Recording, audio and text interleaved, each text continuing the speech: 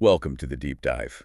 We're here to cut through all of the noise of the week, really, and get you straight to the insights. Yeah, because it's so easy to get swept up, isn't it? You see the headlines, the personal stories. Exactly. And one thing just overshadows the next. Or sometimes you find these, like, hidden layers in something that seemed really simple. That's exactly what we're doing today. That's our mission. We've got this stack of sources, personal bits, sharp political takes, pop culture stuff, all from a comedy radio show, actually. Right. And we're going to unpack it for you. It's like a shortcut, Helps you get informed, maybe have a little chuckle. Yeah, we'll pull out the important bits, connect the dots, see what it all really means for us. And just like the show we're digging into, we're going to start with music. They actually use songs to kind of set the mood for the week. So we'll follow their lead. We've got 3 pretty different tracks that sort of symbolize the path week, and, well, one maybe points to something else entirely. Okay, let's dive in. First up, the B-52's cover of Paperback Writer. Now, the hint we got from the source was that one big news story kind of pushed aside what could have been the week's main event. What do you think that might be? Any guesses? Well, it's a bit of a curveball, honestly. The main story, according to the source, was this whole thing with a birthday book. Apparently, the president's signature in it exposed as a fake. A hoax. A hoax, wow. And get this, the alleged setup is that some very astute Democrat supposedly faked it like 20 years ago, planning ahead for future politics. It's layered, isn't it? Real long game stuff. And the detail about where the signature was, that was something else. They said it was like across the crotch of what would be a young woman. Just visually. Yeah. Definitely paints a picture. And the politics immediately kicked in, of course. The source pointed out how some congressmen just doubled down, defended the president, taking him at his word. They even named some congressmen from Kentucky, and Eric Burles from Southwest Missouri, former colleague, apparently. He was adamant, called it a complete hoax. Right. It really makes you wonder, though, doesn't it? When you hear someone like Eric Burles being so forceful, are they genuinely convinced? Or is it, just playing the game, career moves? That's the question. The source mentioned Eric Schmidt, Josh Hawley. Politicians may be making calculations. It definitely makes you think about what's really driving these public statements. What do you think motivates them? Okay, let's shift gears now. A pretty different vibe. The second song, Happiness is a Warm Gun, by the Analogs. Immediately much more sobering. Oh, absolutely. The source linked this one straight to, the grim stuff. A mass shooting and political violence, both happening. Both. Yeah. Specifically, the killing of Charlie Kirk, the right-wing activist, and then also a school shooting in Colorado on the same day. It's the same day? Wow. And the reaction from the radio hosts, according to the source, pretty cynical. Yeah, they apparently said something like, this is our new national anthem, just lamenting the nonstop gun violence here, especially compared to, other industrialized nations. The ones with common sense gun control laws, as they put it. It really captures that feeling of frustration, I think. And what really stood out from the source was this debate around gun control. There was this satirical idea mentioned, a law against trans people having guns. Satirical, you hope. Oh, yeah. The host pointed out, kind of sarcastically, how that would maybe address 8 shootings out of the, 1,700 in the last decade.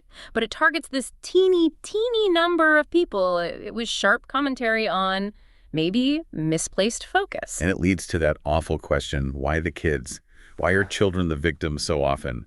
When does a classroom full of babies become evil in someone's mind? It's a question I think you probably wrestle with, too, when you hear these stories. But, not all the music was heavy. There was that third track, I'd Like to Teach the World to Sing, which we'll probably come back to. The Coca-Cola song? Yeah. Originally an ad, but somehow it became this big unity anthem. Kind of feels like the opposite of everything else that week, doesn't it? That longing for connection. Speaking of connection, let's lighten things up a bit. The show we're sourcing got an email from Carlos from Pod Status. Carlos, yes. Reporting some, frankly, surprising podcast rankings for their show past week, next week. Like number 6 in comedy interviews in Poland, number 42 overall comedy there. Poland. And in the U.S., number 26 comedy interviews, 160 overall comedy. Pretty good number. Okay, my first reaction reading that in the source was, did they click a weird link? Is Carlos related to a Nigerian prince? Huh, may. Just sounds almost too good, But hey, great if it's reaching people. Well, moving on from Carlos, the hosts shared some personal stuff too. One had their 8th wedding anniversary. September 9th. Nice. Yeah, had a nice Italian dinner at Il Centro. Sounded amazing, actually. Whipped goat cheese appetizer, chicken spaghetti, pesto pasta. Kansas City's best tiramisu, apparently. Good way to market. Sounds lovely. And the other host, they mentioned a job interview down in Boca, Florida. Right, at a fancy place called the Meat House Market. The Meat House. Yeah. Okay. And while they were there, a bit of celebrity gossip dropped. A waiter claimed Travis Kelce eats there all the time. No way, Kel. Yeah, like 6 or 7 times this summer and fall alone, supposedly in a back room. And the waiter apparently overheard him on the phone once, saying, "Tay, what's up, girl?" Oh my God, the Taylor Swift connection. Even the waiters know. That's amazing. Pop culture finds its way in everywhere. It really does. Shifting back to more serious personal stuff, Yeah. though, one host talked about officially leaving the firm. Said they were the last one from their sort of inner group of friends to leave. Led to some reflection, on how impactful that time was and that feeling of the good old days slipping away, how work shapes things. Totally. And on the family side, there were updates, too. Attending an Ottawa Braves football game. Yeah. To see Gabe play. Right. He's on the scout team, getting experience, getting film. Apparently, he's like king of the campus. Popular kid. Just nice, normal family stuff. Grounding stuff. The source also mentioned a trip someone took to Wichita, said it was bigger than expected, old buildings, but weirdly, never see any people. Huh. Ghost town vibes. Maybe. And there was a conference there. Despite some, quote, cheesy facilitators, they learned at least one thing. So, silver linings, right? Always find the value. Yeah. Okay, this leads us into some more political territory. Came up at a Clay County Democratic dinner. Right. The big talk was the veto session, the governor changing legislative maps. And the allegation in the source was that Donald Trump actually wrote them. Which is quite the claim. Now, the source did acknowledge, look, gerrymandering happens. Whoever's in charge draws the lines, right? It's always been that way. True. But this time felt different, apparently, because it was done without the census, like changing the rules mid-game. The analogy they used was the Chiefs and Eagles playing, but suddenly touchdowns are worth 12 points for one team and 6 for the other. Yeah, that really highlights the feeling of unfairness, doesn't it? Yeah. Makes you question the whole process. Definitely raises questions about fairness. And the keynote speaker at that dinner, Harry Dunn. The Capitol Police officer from January 6th. Yeah. And his message was powerful, apparently. Said he felt let down by everyone. Colleagues, politicians, mentioned Lindsey Graham, Kevin McCarthy by name, the Supreme Court, even the public. Wow. And he was blunt about it, used some off-color language, according to the source, really emphasized, they let me down, personal, raw. That hits hard. And it connects to, bigger issues. The source brought up social media's role in radicalization. The hosts mentioned people they know who still think Jan 6 was, like, paid protesters and FBI folks. Everything. Yeah. That misinformation is deep. And the feeling expressed was that, look, Republicans in Congress know better, but they're just protecting their jobs. A real sense of disillusionment there. Deep disillusionment. Okay, just one quick lighter note before we move on. One host had lunch with old high school buddies. Yeah. David Snap, David Burris, and Chad Lebo, whose birthday was. Chad Lebo. Remembered him not liking Paul McCartney at all, preferring obscure bands. And his Spotify playlist. 1,200 songs, but only one per artist or album. It's a dedication or something. A nice little moment of nostalgia, though. Definitely a needed break. Okay, let's switch to some quick headlines now. The news quiz section from the source. You can test yourself here, see what you picked up. Okay, let's run through them. Key takeaways. First, Chicago's Midway Blitz. What was that? DHS immigration operation, right? Exactly. Department of Homeland Security. Immigration policy is still very much in the news. Next, Charlie Kirk's killing. Obviously confirmed it was him, the activist, but the source highlighted the House shouting match afterwards. Right, over whether to have a prayer for him or a moment of silence for the school shooting victims from the same day shows the divide. Deep divide. Then CBS News, the editorial shift. Kristi Noem complained about edited interviews. Yeah, the story about her supposedly meeting Kilmar Abrego Garcia, which she apparently lied about. Right. So CBS, after Skydance bought them, started allowing unedited interviews and hired a, quote, Trumper for fairness. Sparked a whole debate about journalistic integrity, Dan, different times. And didn't the source also mention Brian Kilmeade saying something shocking? Oh, yeah. The suggestion to euthanize homeless people, just extreme rhetoric making its way into the media landscape. Really jarring. Unbelievable. Okay, next. Trump's reaction to Russian drones over Poland. What was his big social media response? Wasn't it just, here we go? Yep. Here we go. Like he was asking the public what to do. Not exactly decisive leadership, as the source framed it. Finally. Florida, vaccine mandates. Big change there. First state to remove school vaccination mandates, wasn't it? That's right. And the Surgeon General's justification was pretty striking. Not a question of science, but right or wrong. Wow. Shifting from public health to morality. Exactly. Which, has direct implications for your community's herd immunity, TB, other diseases. Big shift. Okay, let's pivot to something maybe a little lighter. The Emmys. They happened recently. And the big headline, as always. Streaming dominance. Netflix, Hulu, Apple TV Plus, racking up the nominations. Always the story. Though it was funny, the hosts on the Source show were kind of like, is this really news anymore? Said mainstream media always bemoans that they're not as relevant. It's a familiar cycle. Fair point. Nate Bargatze hosted this year. Oh, yeah. They praised him in the Source. Clean humor, Nashville roots, unpretentious. Kind of refreshing. Agreed. So the big nominees. Severance on Apple TV Plus got a ton, 27 noms. Praised for that whole surreal exploration of work-life separation. Dark humor. Yeah, I tried that one. Struggled a bit, honestly. Adam Scott felt a bit typecast, maybe. Interesting. The other big one was The Penguin on HBO Max, 24 nominations. Oh, that one I loved. Saw it twice, even better the second time. Colin Farrell was incredible. The makeup. Totally transformed. And the source mentioned it was lauded for the gritty portrayal of Gotham's underworld. Also, a quick nod to the actress from Orphan Black. Amazing performance that maybe flew under the Emmy radar. Definitely deserved more recognition. Speaking of TV and its connection to reality, or lack thereof, one of the hosts mentioned binge-watching all of The West Wing recently. Oh, classic. Described it as almost quaint now. This belief in good governance, characters who actually care about doing a good job. Simpler times, maybe. Perhaps. They mentioned a specific plot, the president hiding his MS, and how he nominated both a liberal and a conservative to the Supreme Court, just to get it through Congress, but also because, well, that's only fair. Can you imagine that today? Wow. And wasn't there a sad real-life connection? Yeah, incredibly tragic. The actor who played Leo McGarry, the chief of staff. John Pencer. Right. In the show, Leo has a heart attack and dies on election night. In real life, the actor actually died of a heart attack during the final season. Eerie. It really makes you think, though. The source posed this question, and maybe it's one for you, too. What's closer to reality today? The West Wing or VE? Huh.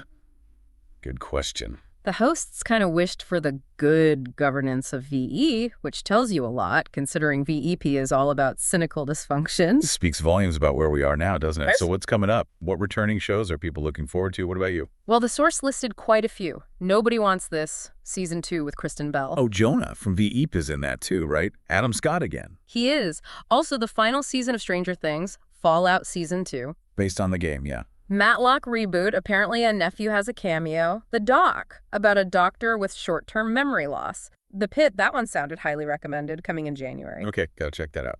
Only Murders in the Building Season 4, another murder, naturally.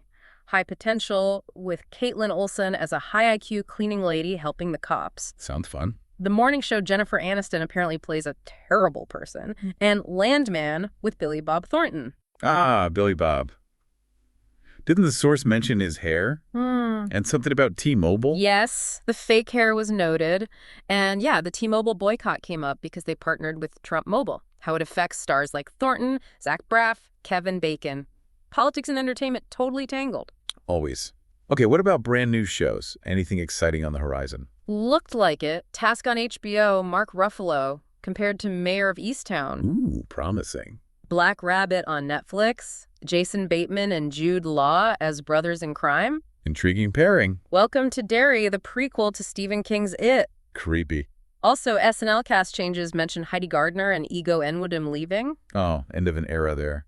Any other new shows? Yeah, a few more. Chad Powers, starring Glenn Powell, based on that Eli Manning fake persona. Oh, that could be funny. The Paper, a mockumentary set in the Office universe featuring Oscar the Accountant. Okay, The Office spinoff. Interesting. I Love L.A. with Rachel Sennett, ensemble comedy. Another nephew cameo in that one, too, apparently. Busy nephews. And then the source included some purely satirical news show pitches, really reflected the week's commentary. Like what? Oh, stuff like The Bitcher about a leader complaining about the previous guy.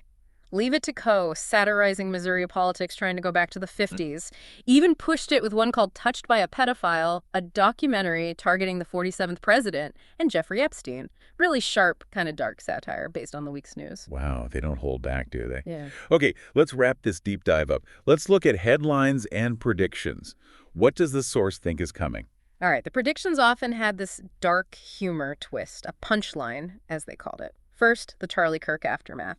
Arrest of Tyler Robinson, 22 years old, radicalized online, Nick Fuentes' influence mentioned. Yeah. And the observation was about President Trump's reaction or lack of empathy. Focus apparently shifted to his new ballroom once it was confirmed as white-on-white crime. Less focus on the radicalization itself. Okay, what else? HBCU threats. Historically, black colleges and universities facing lockdowns canceled classes. The source critiqued the media framing, suggesting it blamed white-on-white crime on uninvolved young black people, questioning the narrative. Interesting take. Economics. Some optimism. Stocks hit record highs, maybe a Fed rate cut coming. But the punchline, 100% chance housing prices will still be too expensive for average Americans. So good news on Wall Street, not so much Main Street. Sounds familiar. Pretty much. Korean worker dispute. Over 300 South Korean workers detained in a U.S. immigration raid. The humorous fear. A devastating withdrawal of all K-pop artists from the American culture. Okay, slightly exaggerated consequence maybe. Just a bit. Influencer outrage. An Australian influencer drank a memorial offering at a Japanese burial site, sparked outrage. And Australia's prime minister allegedly responded by, farted into the reporter's microphone. Wait, what? Seriously? According to the source's satirical take, yeah. And a vegan firefighter in Missouri, first day on the job, responding to a truck crash, carrying 40,000 pounds of ribeye. Oh, the irony. Led to some analogy involving the Kardashians and a meat locker, apparently. And, of course, the texter's predictions. Always essential. Chiefs win, naturally. And something about Boogie Nights is banned from bath houses in Japan because of his tattoos. Random, but okay. Never change texture. Yeah. So, looking ahead personally for the hosts. Yeah, one was hoping for a new job offer. The other had their son's football game coming up and planning a Spinal Tap 2 movie night. Normal life stuff. Good balance. But they also acknowledge the fatigue, the emotional toll of the week, assassinations, political fights. It gets heavy. It really does. One host even admitted being so wrapped up in it all, they completely lost track of a Chiefs game. Didn't even know they lost until 2 days later. Overloaded. I think a lot of people can relate to that feeling of being overwhelmed right now. So we started today thinking about that song, I'd Like to Teach the World to Sing. That Coke ad turned unity anthem. Yeah, that ideal. But this whole deep dive, looking through the source material, it's shown us the political violence, the gerrymandering debates, the cynicism about media, about corporate stuff. It's complex, isn't it? Yeah. There's this huge tension between the ideals we might hold on to and the pretty stark realities we see play out. A real disconnect sometimes. So maybe the question for you listening is, in a world where even a song about unity has commercial roots, where politics feels so divided and reality seems so harsh, where do you find that genuine connection? Where do you find meaning? But after digging into all these layers with us, what are you going to choose to believe? And maybe more importantly, how will you act?